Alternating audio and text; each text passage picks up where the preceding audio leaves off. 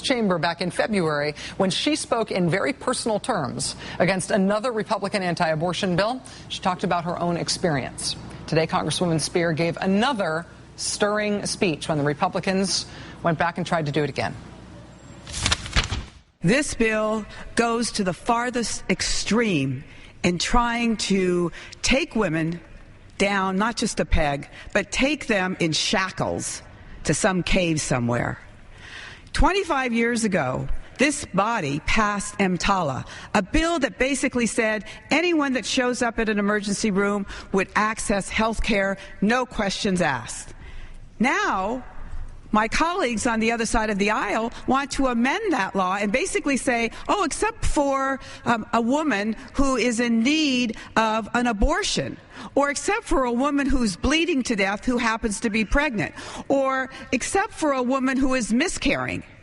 Basically, what this bill would do is say that any hospital could decline to provide services to one class of people in this country, and that one class of people are pregnant women. Now, let me tell you something. My story is pretty well known now, but I was pregnant, I was miscarrying, I was bleeding. If I had to go from one hospital to the next trying to find one emergency room that would take me in, who knows if I would even be here today? And what my colleagues on the other side of the aisle are attempting to do is misogynist. It is absolutely misogynist. The time has come for us to stop taking up this issue over and over again this year and do something that the American people really care about. They want jobs. They want to be able to hold on to their homes. They want some mortgage relief. And what do? We stand here on the floor and create yet another opportunity for women to be cast in shackles. Joining us now is Congresswoman Jackie Speier of California. Congresswoman Speier, thank you so much for joining us tonight. I appreciate it.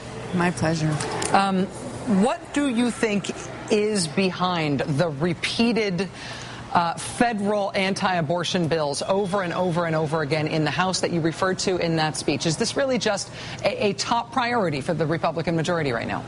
I think it's a top priority for the Republican majority in that they have done it already 7 times this year on the House floor. It is a way of stirring up the base and I think a way of generating campaign contributions.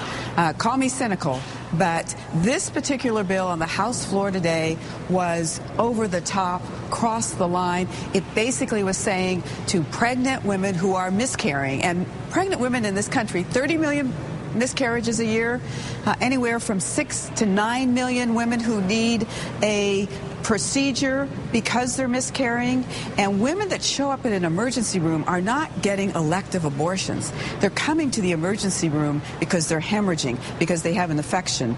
And in those situations, we're talking about anywhere from 600,000 to 900,000 women in this country every year showing up at emergency rooms in that condition. And my Republican colleagues are saying, you know, that emergency room can decline to offer services to that woman. The bill today went through the long period of debate that it went through, first on the rule under which it would be voted on, and then ultimately when it was voted on. The House Republican majority did pass it. Nobody expects it to pass the Senate, and the president today has said explicitly that he would veto this measure. How important do you think it is? What do you make of the president's decision to issue a formal written veto threat, saying, even before it was voted on, saying, if this gets to my desk, there is no chance it will become law? I think it's called leadership. I think he is sending a very clear message that he's sick and tired, as all of us are, of the charade that's being played out here. We have 20 more legislative days in this session, and we have yet to take up a jobs bill. We have yet to provide relief to Americans who are underwater in their home mortgages. It is time for us to show the American people that we're here representing them, not some ideologue in some fringe area in this country.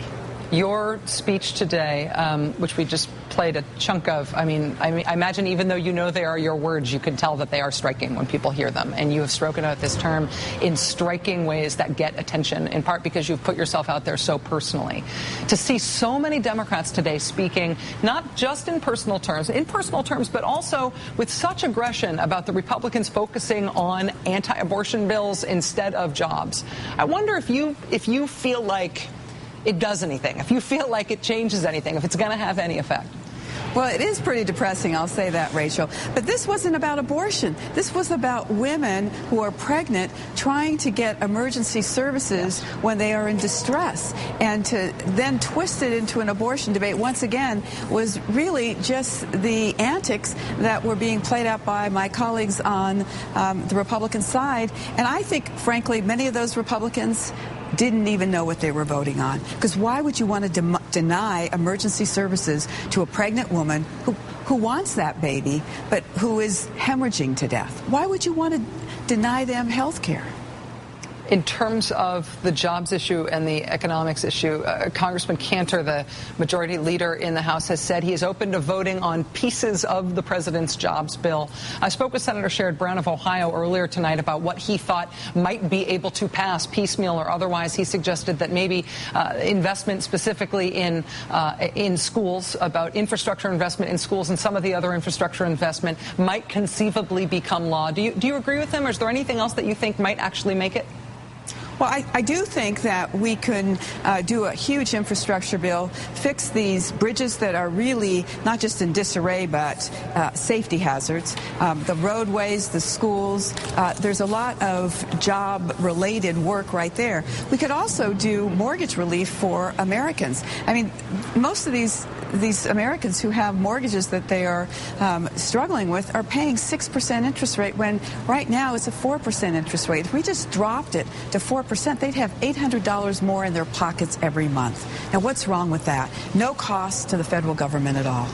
Democratic Congresswoman of California, Jackie Speier.